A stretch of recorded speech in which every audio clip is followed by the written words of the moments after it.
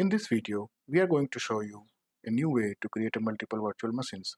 This time, we will use an input file to make the process automatic, and there is more. Stay until the end to get an expert tip that's really useful. So get ready, hit the like button, and let's begin. Now, let's look at the input file. I will explain the important part and how they help in creating the VMs. As you can see on the screen, we are going to use these all parameters to deploy our virtual machines. The first one is the name. In the name section, we are going to provide the virtual machine name and the computer name. I'm going to deploy a total 6 machine. The first one is the pair of application servers. The second one is the pair of DB servers. And the last one is the pair of web application servers. So let's assume we required total 6 machines. One pair for application deployment, another pair for the database deployment, and the last one is for the web deployment. So for that purpose, I am going to use total 6 machines. The first one is name, the location, and we are going to use the size as V2MS since this is the demo purpose. So I'm going with the minimum size. And the resource group that I'm going to use is KJX08RG for application servers, as you can see here. For database servers, I'm going to use this DataRG, and for the web server, I'm going to use WebRG. These all are the publisher and SKU.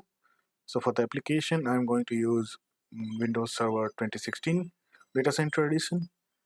For database server, I'm going to use SQL 2019 with the Windows Server 2019 and Dev Edition.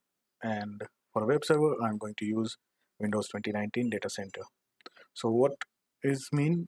Whatever we provide here, it will go and check Azure Marketplace and pick the image from the marketplace and deploy the virtual machine based on the publisher offer and SKU.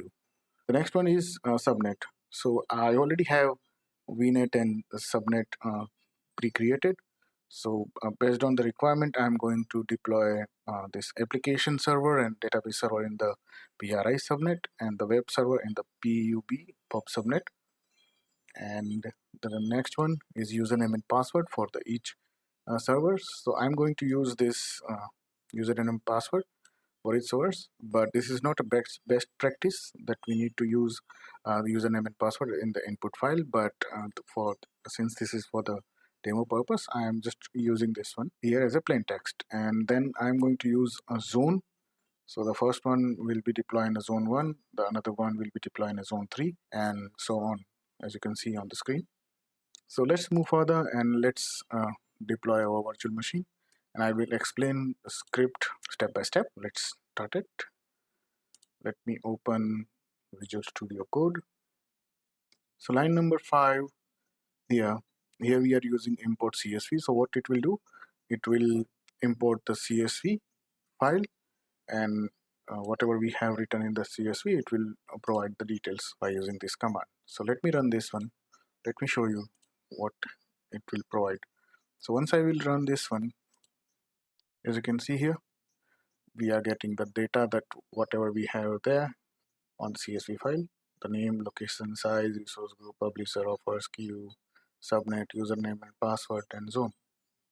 So this is how we are going to import CSV file. So what it will do, it will add that all the data or properties or details on this variable. So when we run the script, it will dump all the details in this variable. Next, on a line number 7, what it is doing, it is using this variable as an output, and we have provided the pipe. So what it will do, whatever output we will get by running this line, that VM details variable, it will provide as input for this for each command, and based on the input we can run the code whatever we have in the script block. So the first script block for each we have created for the resource group. So what it will do, it will check all the lines, and it will check this particular property, resource group and location. So from this resource group and location, it will get the details and create the resource group accordingly.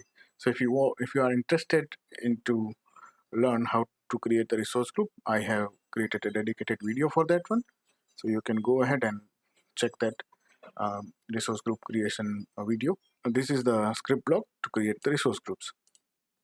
So for each line, it will execute this command, and it will pick the input from here and create the resource group, whatever we provided in the input file.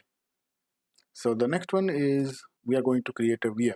To create a VM, I have used the same method as we previously see. I am going to run this particular line, that particular variable, and whatever data into it. It will, this for each will take as input, and it will run this script block to create the VMs. But I'm not sure you wonder or not, but as you can see here, I have provided the throttle limit and the parallel. So what it will do, when we provide the parallel, it will run the parallel job for each line, and we are limiting the throttle. So it will only run 10 line at a time. So here we can limit the throttle. If we want to run only 2 line at a time, then we can provide 2. So it will only run the two lines at a time. For this, I will share the details at the end of this video. For what purpose we have keep this start sleep here. Next, let's see the variables. So whatever details we will get as output on this variable, and we are dumping as input on this one. So you can represent the data of the output of this variable as a dollar underscore. You can use the further properties by providing dot and resource group, whatever you mention in the input file. So as you can see, we are going to form variables as per our requirement. The first is for resource group, the second is location, subnet ID, name of VM, size, publisher, offer, SKU, and username and password. On a line number 44, as you can see here, what it will do, it will check the VM status, whether VM is already there on the portal or not on Azure. And if it will not find any VM, it will not write anything on this one.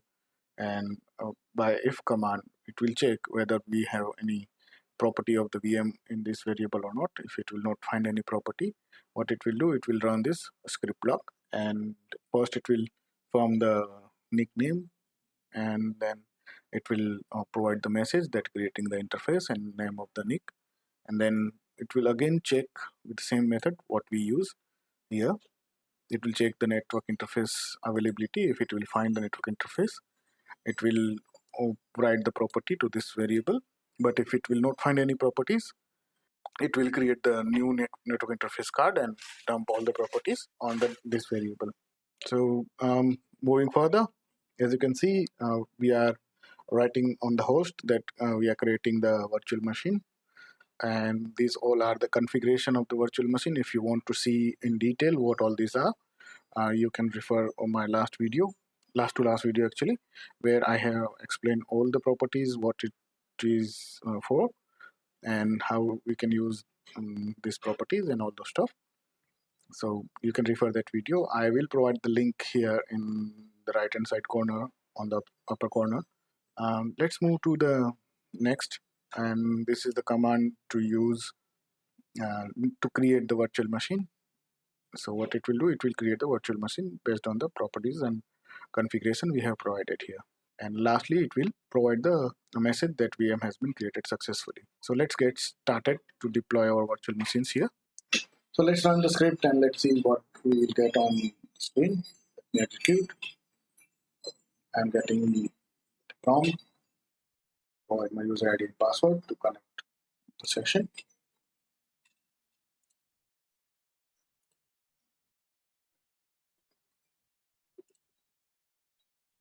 As you can see, it started to deploy resource groups as we require.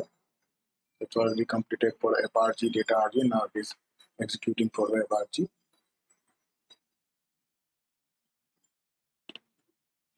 The resource group creation is completed successfully. Now it will deploy the mix.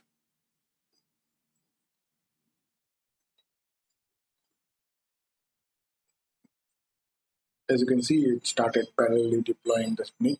Now it started to deploy a virtual machine for Web002, DB002, Web002.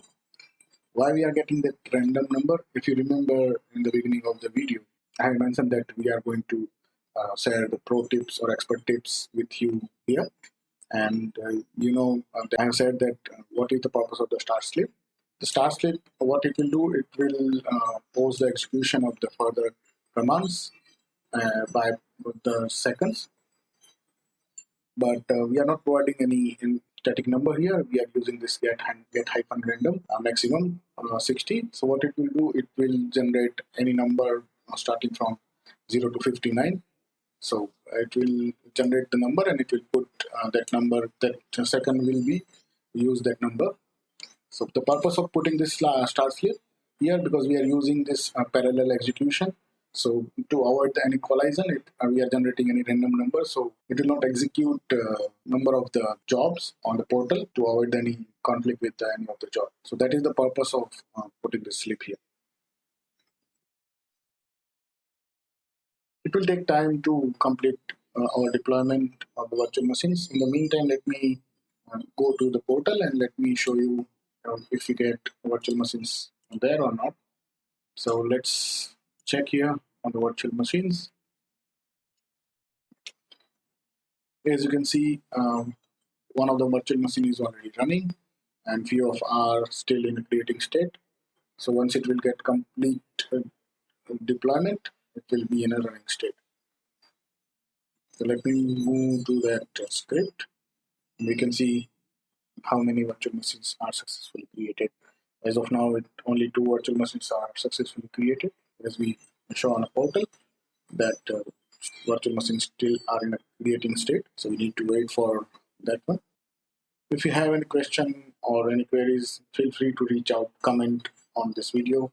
By that way, I will answer your questions or queries. Now we can see that virtual machines created successfully. We can see out of 6, 5 are created. We are remaining with the 1 only. So let's wait for that one and then we conclude this video. Yep, that we can see here. Last one is created successfully. So that's it for now. Please hit the like button and subscribe for more videos. Thank you.